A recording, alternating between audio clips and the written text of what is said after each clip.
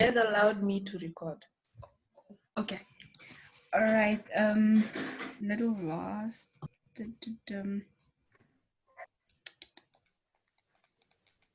Okay, yeah. So we're talking about cleanliness and how it affects both our physical and our mental health. Um, all right. Yes, I was saying that bathing is still compulsory even in winter also, and because it is um imperative for our own health.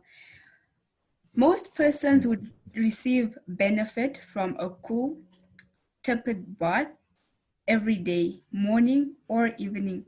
Instead of increasing the liability to take cold, a bath properly taken fortifies against cold because it improves the circulation. The blood is brought to the surface and a more easy and regular flow is obtained. The mind and the body are alike invigorated. Um, and the advice that we are given from the health message is that when we bath, we have to take alternating baths. This was something that I heard, I think, just beginning of the year, but then there was also something that I was taught to say that when you're bathing, you can take a hot shower at first, but before you leave, just turn on the cold water again, like only the cold water, and then you allow your body to feel cold. Because what happens, I believe we all did, okay, yeah, maybe not all of us, brother counts. We all did biology, science, grade 11 and 12, or life science, in the lower grades, that when there's something, I think it's hypothalamia. I forgot. But when you're feeling cold, your body sends your body stimulates your brain to produce stuff, and then so when you're feeling cold, something that's inversely to the cold tells your body to produce the to tell your body to produce whatever makes it hot, you understand? And then when you're feeling hot, your body sends how do you call it? Yeah, but sensory neurons are stimulated to actually make your body cold again. So, like, let's say in winter, when you're taking a bath, and you don't want to feel cold after you leave or after you leave the house, take a hot shower because it's really cold and you cannot shower cold water. Take a hot shower, but then before you leave, turn on the hot wet water again, like let's say for like maybe 30 seconds, and or just splash it over your body so that it feels cold. And then when you get out, your body, your brain will be stimulated to actually work in a way that it will produce the chemicals that will allow your body to feel hot again. But now if your body feels hot and you leave the shower like that or the bath like that, your brain will be told that no, the person is actually feeling cold. Feeling hot, so make the body cold. So now when you leave the house, you'll be cold because that is how your body was designed to function. And it's actually amazing. Like that in itself, it's just amazing to know how the human body works. It's designed in such a way that as long as you do your part in taking care of it, it actually does the rest on its own. Um, okay. Okay, and it also says that the mind and the body are alike invigorated. So when you bath, it refreshes you even mentally. I don't know if it happens also to you guys, but come from like hard labor work during the day and you just take a shower or a bath, you are done. Like you are sorted. Sometimes even when you're hungry, you don't even want to eat. You just want to bath. And you shower. Take a bath or a shower, and you come sleep, and you're good to go. Like, and you wake up so refreshed just because of water. And I think this is also part of what you call hydrotherapy from medical health missionary school. That's mostly what they teach. and there's actually more to hydrotherapy than just taking a shower and taking alternate baths and stuff like that. But even during a flu or a cold or back pain or body pain, this water is like the one element that can actually be used to heal these pains. And I think it's in one of the previous chapters that we did that says that if only water is used properly, it can actually be used to cure different diseases. Yes, and then also drinking water at the right time and in the right quantity. When we are encouraged to drink water, it's not just that you take a 5 liter and you drink water and you feel, oh, I drank 3 liters today, now I'm healthy. No, drinking too much water in itself is very dangerous because, okay, I love biology, but once again, you develop a condition called hypovolemia, which is not good for your body because then yeah I love the way Meg is nodding her head, but moving on before we get kicked out again. Clothing.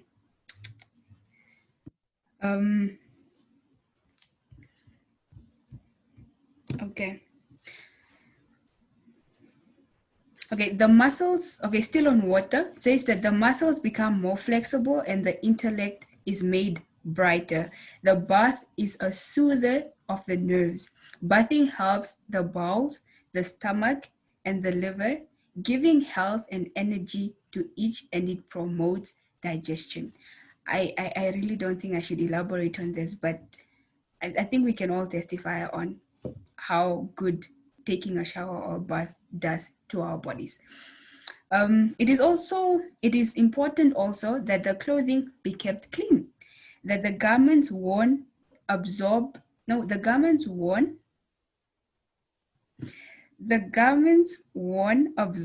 the waste matter that passes through the pores. This is our sweat. Now, sweat is just not little water droplets that come out of your body. But this, if you taste your sweat, it's sour. Is it sour? How do you describe that taste? Is it sour or bitter? I don't know. But yeah, it's not tasteless like It's kind of salty. yeah, the one, whatever you call it, Piggy. But yeah, that salty taste. This is because it actually contains elements of salt, sodium. Is it sodium chloride? Yeah, and these are all byproducts or waste materials that are excreted from our body. And not only that, but also other poisonous elements that, if they are retained in the body, could actually be harmful to our bodies. So what happens is that when you're wearing clothes, especially for the Adventists, they need to always cover up, and we need to, not show too much skin. So we also need to be cognizant of the fact that wearing all of these long sleeved clothes could be disadvantageous to us if we do not take care of our clothes. So we are advised that whenever we wear our clothes, let's wash them, because when we sweat, the clothes absorb the sweat. That's why you don't, dry your skin off because it's the clothes that absorb the sweat. So you need to wash them constantly, make sure they're kept clean, make sure that they are dried properly in the sun, not in a closed room, because the sunlight also helps to kill out bacteria. Yes. And the paragraph continues to say that if they are not frequently changed and washed, the impurities will be absorbed. Frequently changed. Imagine wearing the same long-sleeved shirt for 3 days. Doesn't make sense, guys. Doesn't. Not even in winter. At least wash it, like at least wear it twice, and then you wash it on the third day and stuff like that. But it's really important. It is hygiene principle. Okay, and then our last part says every form of uncleanliness tends to disease. Every form of uncleanliness. I don't know what forms of uncleanlinesses we can mention, but there are a lot. Imagine wearing dirty socks. It's a form of uncleanliness. Imagine leaving your toothbrush just there. It's a form of uncleanliness. You can imagine all sorts of things. And it says that all of it tends to disease. Death-producing germs abound in the dark, neglected corners, in decaying refuse, in dampness and mold and must. Okay, I don't know what must is, but yes. No vegetables or heaps of fallen leaves should be allowed to remain near the house to decay and poison the air. Nothing unclean or decaying should be tolerated within the home. In towns or cities regarded perfectly healthful, many an epidemic of fever has been traced to decaying matter under the dwelling of some careless householder. Perfect cleanliness, plenty of sunlight, careful attention to sanitation in every detail of the home life are essential to freedom from disease and to the cheerfulness and vigor of the inmates of the home. But above all, guys, in as much as we should strive for outward cleanliness, let us make it the number one priority to ensure that our souls or our lives are clean from the dirt of sin. Yes, and I'll end there for now, and then if I have something else to say, I'll add it during the discussion. Thank you so much. Amen. Thank you, Sister Martha, for that wonderful word sharing. It was so, yay, on point. Okay, now is the time for discussion. And anyone that has a question, Brother Abraham, you had a question or a comment, it's your time now. So yes, come in, guys. No, waar de balans niet. Okay, but so on that question? hot water and cold water thing, I can testify. You say yeah, the question was okay. You were like, so when you are done taking a hot shower, just before you go, open the hot shower for like 30 seconds and then so your body can just, now I'm like, hot shower again. What is this one saying? Oh, but it's fine, it's fine. I meant cold. Yeah, we got that now. Okay, it's good if you got that. Anyone else have a comment? I hope you can hear me. Yeah, we can. Okay, I can at least. Okay, good. Now then, my comment was just on the whole aspect of oxygen. It is actually even more advised to exercise in the morning, because when you exercise in the morning, you get fresh air. The air that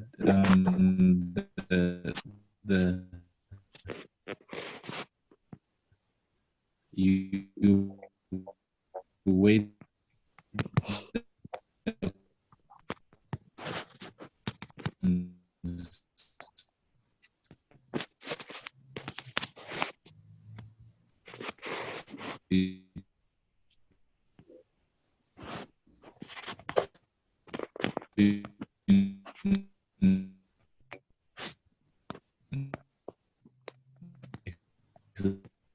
exercising in the morning and evening, and it's said by the health the air and also not polluted by rush hour, and they put all on the air and you are there inhaling, but not on church rather.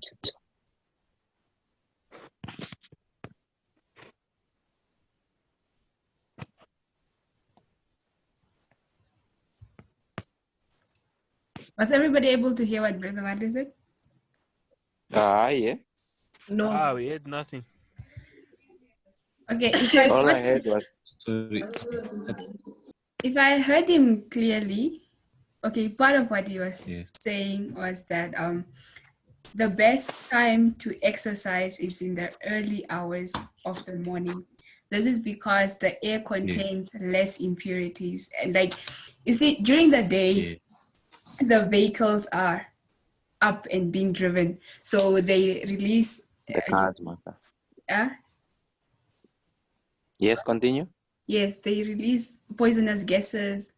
Yeah, and this pollutes the air. It's not just like you see them and then when they vanish, they are also out of the atmosphere, but they remain there. So now imagine you jogging during that, and this is like, it's during your jogging moments when your body is actually demanding like really, really high levels of oxygen. So instead of inhaling oxygen in the air, you're actually inhaling this exhaust fumes.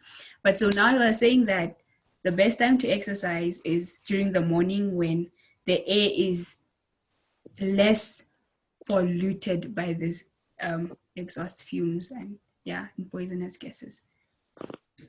Yes, that is exactly what I was saying. And certainly kicked me out when I was about to ask my question. My next question would be, you mentioned an aspect where you say a lot of people together is a problem because the more people are clustered, the less fresh air there is for everyone. Now, if we are sitting together, we'll just be breathing each other's carbon dioxide. May I breathe, I pass on to Zedley.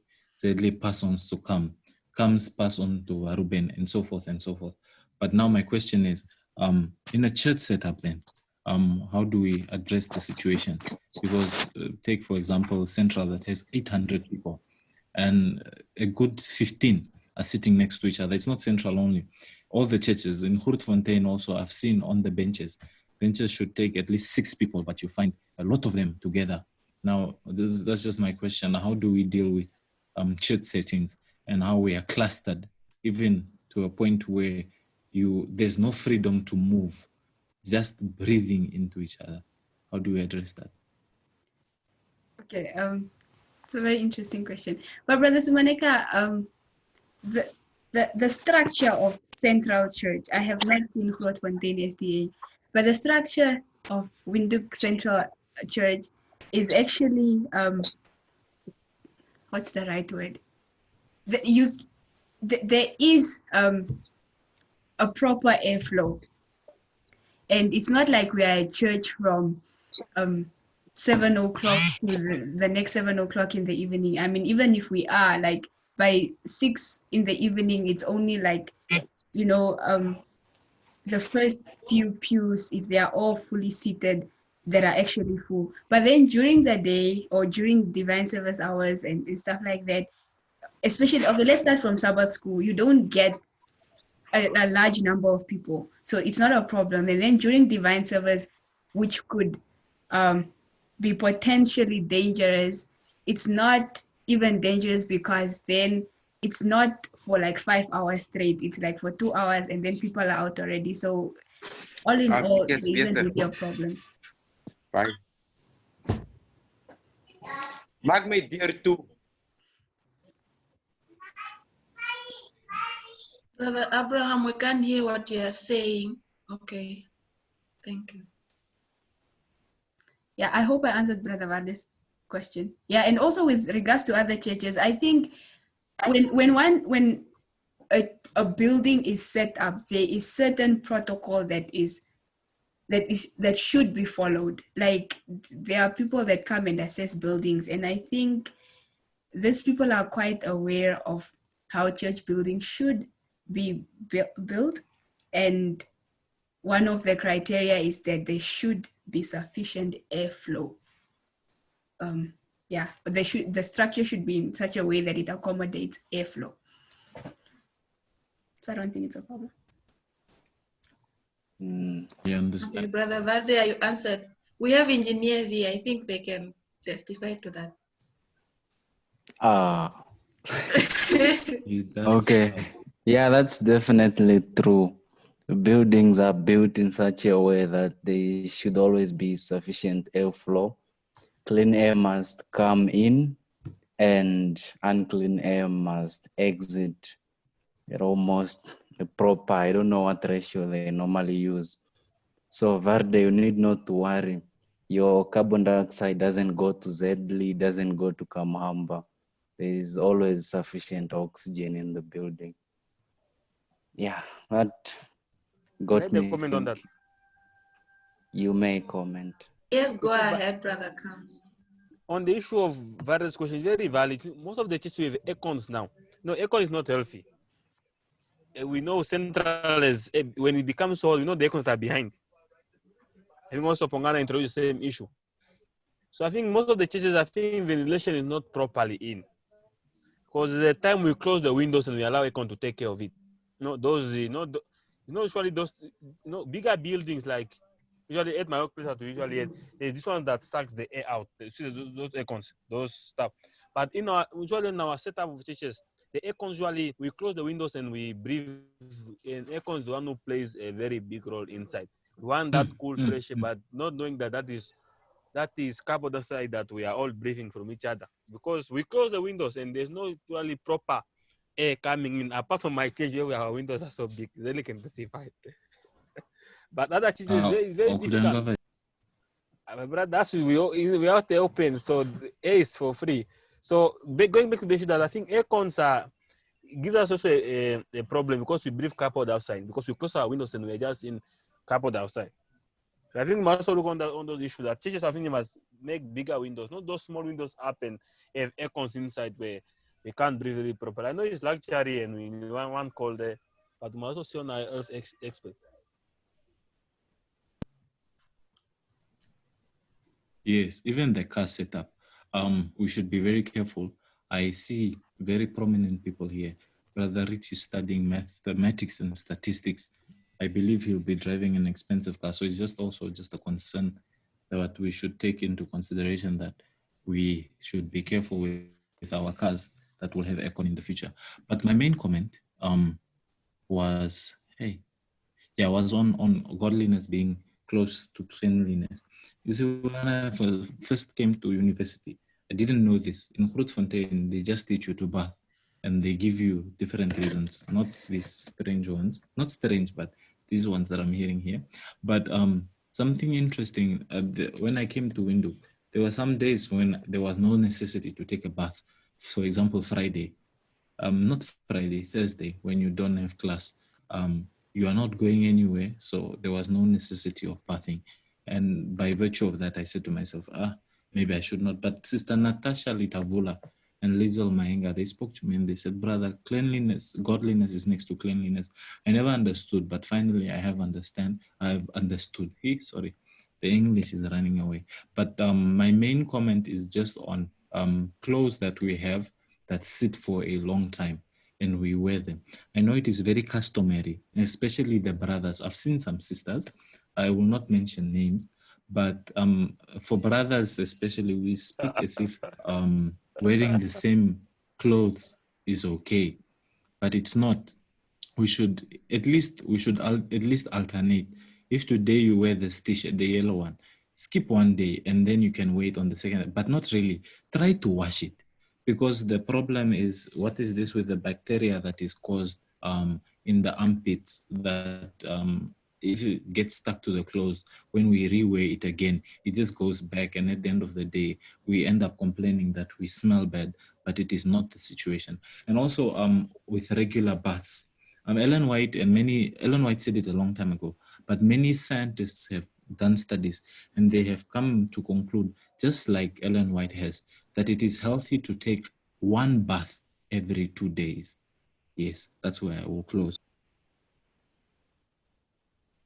Amen. Thank you, everyone who have commented for those comments.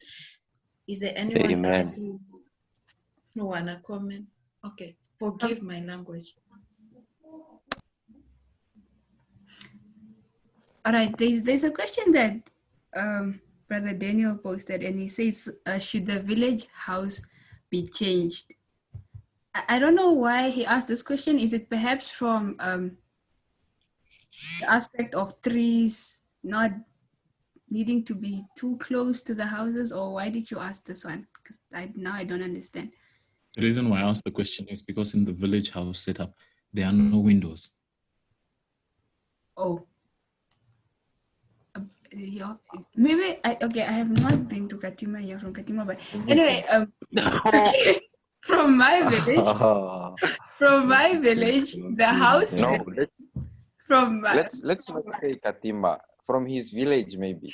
Okay, so So in my village, we have what is this in Katima?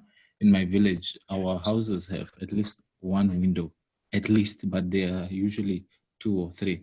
But I'm asking it from a bamboo standpoint, where you have a rounded hut, to be specific. It has one entrance okay, and a yeah. thatched roof. I'm asking from that that- perspective. Let's leave the pavilions alone. Okay, yeah. That's also how I understood it, and I'm going to answer it from that angle also. So now, you see that it's thatch, right? Thatch, and compare a thatch hut to a corrugated iron or a building with this with our normal roof that we have. Clearly the thatched hut has more than enough oxygen, because oxygen, it's air, it penetrates in and out. And also the other thing is, in a village setup, you do not there is no way you can spend 5 hours in a hut unless you are sick. And even if you are sick, oxygen should not be a problem because it's thatched. Once again, air can just flow as it wants because it's air and it's thatched. Like, really, yeah. So, and then also I think the problem comes when you build a townhouse, with corrugated iron in the proper roof in the village with only one window. Then that becomes a problem. But of course, we know that that's never gonna happen. You cannot build a modernized house with only one window. It's unreasonable. But yeah, for the thatch house or the thatch huts, I think it's not really a problem. And I mean, we can testify from the way our grandparents lived. Some of us have great grandparents and they have been living in these huts for years and ages and decades and even like over 100 years, but it has never been a problem. This is just to testify that oxygen and the availability of air was never really a problem. I hope your question is answered. But can I add on that question? Yes.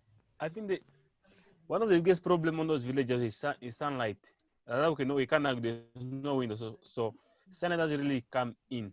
That becomes a problem. So I think we have to change the setup of it because there's not really sunlight on those. How do you call those? Is it whatever you call the name? Forgot what do you call it, Masa? Thatched huts. Yeah, first art or something. You can see that really there's no sunlight, so I think they have to change the setup of it. Change has to be changed. I don't know how, but they've been surviving. But from a health point of view, I think we have to. You can't put windows. I think it's their style, but somewhere somehow there must be proper sunlight. Even though they get it outside, but I think we need sunlight not to come in also, because it's too dark sometimes inside. Yeah, but comes That's the truth. if we compare the lifestyle of the people in the like in the villages to our lifestyle in towns, already by 5 o'clock, before the sun is up, you are out and about working in the field. So us complaining about sunlight in the room is, yeah, it's not necessarily unnecessary, but the sunlight, you meet with the sun before it's actually up already. It finds you in the field, as compared to us in the towns where it's 8 o'clock and you are on your phone in the room. Amen. And this is where all the sunlight and proper building and applying all this criteria to proper windows and proper construction comes into play. That argument doesn't really make sense because maybe I should also come inside, brother comes. okay. Yeah, like even when you are in town, when you're in your house, there is no sunlight coming inside your house. But going back to thatched roofed houses, they have plenty of ventilation. And I believe sunlight is not really an issue. Because if you want sunlight, you just go outside and enjoy sunlight. You go in the house to sleep. Most definitely. If no one sits in the house. Yes. Brother Zedley, allow me to also come in. We definitely understand the part of you going out to go and receive sunlight. Completely correct. we are not saying anything is wrong in that aspect. Everything is correct. But what we're just trying to address is the village house setup, because of how it was built in the beginning, has some measures that need to be reconsidered. Because even our topic for today, Martha had mentioned that TB is airborne. And we know in our current lives today that you should open the windows of the house and allow sunlight to come in, that it may destroy the bacteria that is within the houses. And it's just a concern like that we are raising, not to say that the village house is bad. No, it is correct. We grew up in the village houses.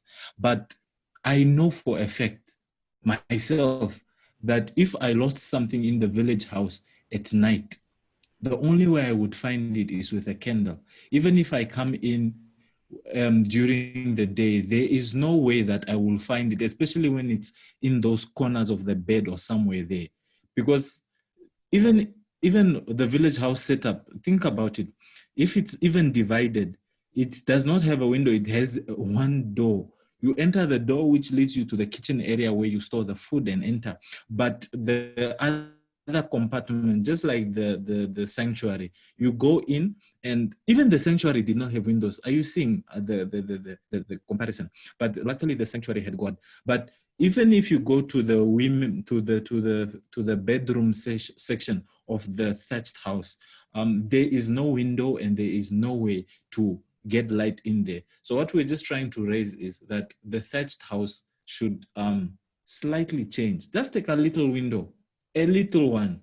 Then our grandmothers, as Martha has said, who lived to 100 will now live to 150. You see, we are not saying it's bad or that everything is okay, but there is always room for improvement unless we are already in heaven. Okay, yeah, thank you for the point. Amen. And yeah, maybe it's just because of the different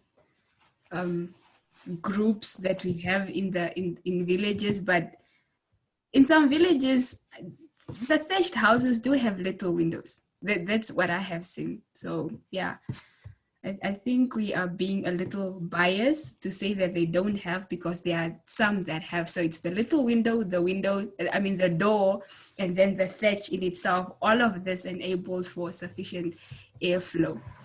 But yes, moving on.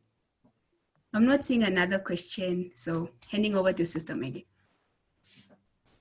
Okay, I feel like I missed because I was kicked out. So, yay.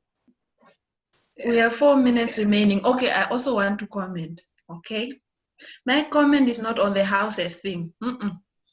Okay, we have village houses in Kavango, and me speaking here also have one. Okay, I have a little window in that village house. Okay, so I'll comment on the tight clothing thing. Yes, that Sister Martha spoke about. Okay, I used to have long hair back in high school.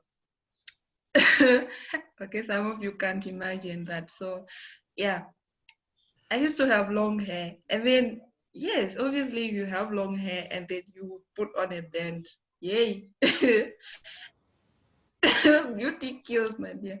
So what will happen is, okay, you have a headache, but you will never admit that you're having a headache because that, yay, natural black hair is a problem, and then you have to put in. And once you remove it, everything is what is ruined. And yeah, just advice to the ladies, maybe, that if we are putting on those bands or maybe a rope or something that we are tying around our heads, let it not be too tight, because it's actually restricting your blood flow in your brain and all that. And the brain is one of the vital organs, and if any of the arteries or veins are blocked and anything like that,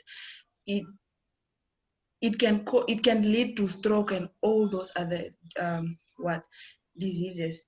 And not only does it happen in one day, but as you are using it continuously on the same spot, it it actually leads to damage in the long run. So yeah, I don't know how many more minutes do you guys have left, but I have plenty. So anyone else with a comment?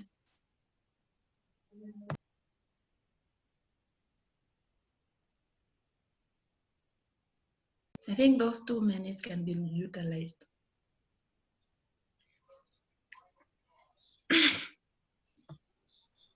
Maybe I should comment also. From the sharing I heard, Sister Martha spoke about that as we clean ourselves regularly, it should be so in a spiritual sense that we should be cleaning ourselves from sin. I love that point. It was very interesting. That's the comment I had.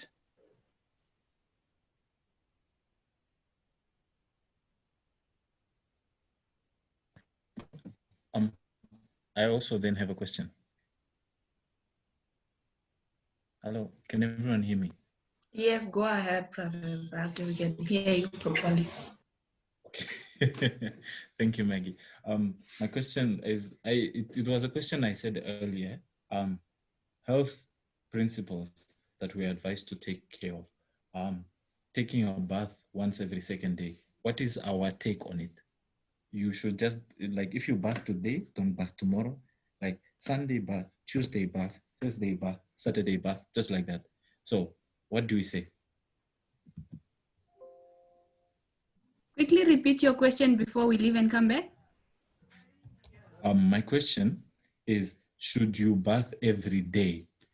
Because we're advised to only bath once every second day. Just like jogging, you should not jog every day, but rather jog every second day. So bath today, bath Tuesday, bath Thursday, bath Saturday, and then Monday, then Wednesday, then Friday, like that. So let's leave and then we come back. Let's leave and then rejoin. Okay, I'll just end the meeting even.